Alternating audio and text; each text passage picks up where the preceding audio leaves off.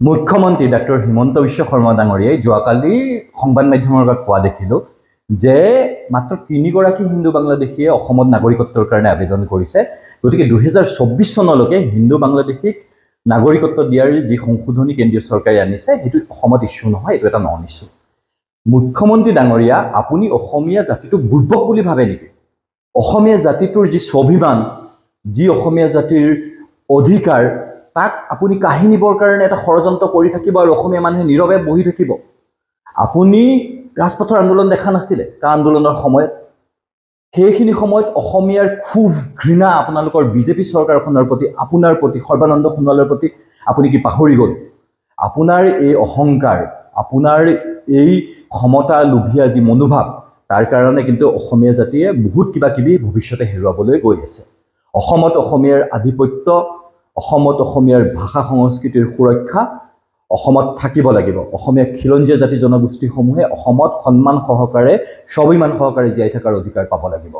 আপুনি যিবিলাক তুলুঙা কথাৰে এটা ইস্যুক নন ইস্যু বুলি পেলাই ক'বলৈ দুঃসাহস কৰিছে, তাৰ সম্পৰ্কত আমি এই কথাই ক'ব বিচাৰিছোঁ যে আমি কা মানা নাছিলোঁ আৰু আমি কা নেমানো। আমি কোনো কাৰণেই মানি নলওঁ যে হিন্দু বাংলাদেশী হওক বা মুছলমান বাংলাদেশী হওক বাংলাদেশৰ পৰা আহিব আৰু অসমত নাগৰিকত্ব লাভ কৰিব। 2024 চনলৈকে হিন্দু বাংলাদেশীক অসমত নাগৰিকত্ব দি দিব আৰু সেইটো এটা নন ইস্যু। মুখ্যমন্ত্ৰী ডাঙৰীয়া, আপুনি কেনেকৈ এই ধৰণৰ কথা ক'ব পাৰে? ডক্টৰ হিমন্ত বিশ্ব শৰ্মাক মই সুধিছোঁ যে আপুনি সঁচাসঁচি কৈ পেলাই অসমৰ মুখ্যমন্ত্ৰী নে আপুনি বাংলাদেশৰ মুখ্যমন্ত্ৰী? আপুনি অসমীয়াৰ মুখ্যমন্ত্ৰী হিচাপে দিছপুৰত বহি আছে নে আপুনি হিন্দু বাংলাদেশীৰ মুখ্যমন্ত্ৰী হিচাপে দিছপুৰত ক্ষমতা ভোগ কৰি আছে? আপুনি আচলতে কাক লৈ পেলাই ৰাজনীতি কৰিছে?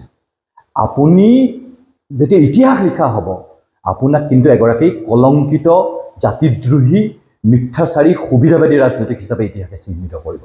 আপোনাক আকৌ কৈছোঁ, আপুনি উপলব্ধি কৰক, অসমীয়া জাতি আজি অস্তিত্বৰ সংকটত ভুগিছে। অসমীয়া জাতিৰ মাটি, ভেটি, ভাষা, সংস্কৃতি বাংলাদেশী আৰু বহিৰাগতই কাঢ়ি নিব বিচাৰিছে। আৰু আপুনি এফালে বহুজাতিক কোম্পানীসমূহক আমন্ত্ৰিত কৰি আনিছে আৰু অসমীয়াৰ খিলঞ্জীয়াৰ ভূমি, ডিমা হাছাওৰ ভূমি, কাৰ্বি আংলঙৰ ভূমি, এই পুঁজিপতি গোষ্ঠীসমূহক গতাই দিছে। আনহাতে আপুনি হিন্দু বাংলাদেশীক সংস্থাপিত কৰাৰ প্ৰচেষ্টাটোৰ বিৰোধিতা কৰাৰ সলনি মেৰুদণ্ডবিহীন মুখ্যমন্ত্ৰী হিচাপে আপুনি তাৰ সমৰ্থনত থিয় হৈছে। আৰু এই কথাবিলাকে কিন্তু আপোনাক অসমীয়া জাতিৰ দৃষ্টিত এগৰাকী মেৰুদণ্ডবিহীন কলংকিত নেতালৈ ৰূপান্তৰিত কৰিছে। মুখ্যমন্ত্ৰী ডাঙৰীয়া, আপুনি তুলুঙা কথাৰে অসমৰ ৰাজনীতি আৰু কলুষিত নকৰিব। আপুনি সাম্প্ৰদায়িক মেৰুকৰণৰ ৰাজনীতি কৰি পেলাই, আপুনি হিন্দু বাংলাদেশীক আকৌ সংস্থাপিত কৰাৰ ৰাজনীতি কৰি পেলাই অসমীয়া জাতিটোক ধ্বংস কৰাৰ এটা ষড়যন্ত্ৰত লিপ্ত নহ'ব। অসমীয়া জাতি এটা স্বাভিমানী জাতি, এই কথা আপুনি মনত ৰাখিব।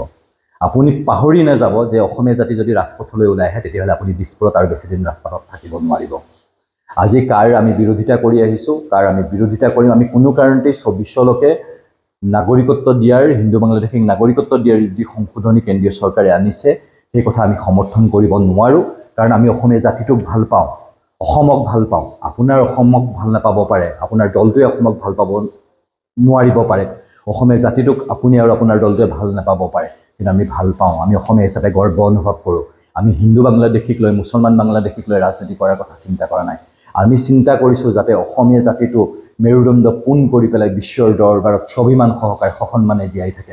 আৰু মুখ্যমন্ত্ৰী হিচাপে আপুনিও সেইটো বিচৰা উচিত আছিলে, কিন্তু আপুনি সেই কামটো কৰিব বিচৰা নাই। কিয় বিচৰা নাই? কাৰণ আপুনি মুখ্যমন্ত্ৰী হৈ থাকিব বিচাৰে। আপুনি দিল্লীৰ এজেণ্ট হিচাপে কাম কৰিব বিচাৰে, যাতে দিল্লীয়ে আপোনাক পুৰস্কৃত কৰি থাকে। আজি মুখ্যমন্ত্ৰী হৈছে, কাইলৈ হয়তো আপোনাৰ প্ৰধানমন্ত্ৰীৰ আসনখনতো চকু থাকিব পাৰে, কিন্তু তাৰ অৰ্থ এইটো নহয় যে আপুনি RSS আৰু বিজেপিৰ আঙুলিৰ ঠাৰত নাচিব আৰু অসমীয়া জাতিৰ বিৰুদ্ধে তাৰ পিছত আনটো ষড়যন্ত্ৰ কৰিব আৰু অসমীয়া জাতিয়ে নীৰৱে বহি থাকিব। আপোনাৰ বিৰুদ্ধে বিদ্ৰোহ হ'ব, প্ৰতিবাদ হ'ব, আৰু আপোনাৰ এই যি অহংকাৰ, ক্ষমতাৰ অহংকাৰ, সেই ক্ষমতাৰ অহংকাৰক কিন্তু ৰাজপথত এদিন অসমৰ ৰাইজ ওলাই আহি পেলাই আপোনাক দিছপুৰৰ পৰা উলিয়াই আনিব আৰু আপুনি ক্ষমতাচ্যুত হ'বলৈ বাধ্য হ'ব। আপুনি অসমীয়া জনসাধাৰণক পৰিচিত নকৰিব, অসমীয়া জনসাধাৰণক বিশ্বাসঘাতকতা নকৰিব, অসমীয়া জনসাধাৰণৰ বিৰুদ্ধে ষড়যন্ত্ৰ কৰি অসমীয়া জাতিৰ ভৱিষ্যত ধ্বংস নকৰিব, অসমীয়াৰ অস্তিত্ব বিপন্ন কৰাৰ ষড়যন্ত্ৰৰ আপুনি অংশীদাৰ নহ'ব। যদি হয়, ইতিহাসে কিন্তু আপোনাক মাফ নকৰিব। ডক্টৰ হিমন্ত বিশ্ব শৰ্মা ডাঙৰীয়া, সেই কথা আপুনি মনত ৰাখিব।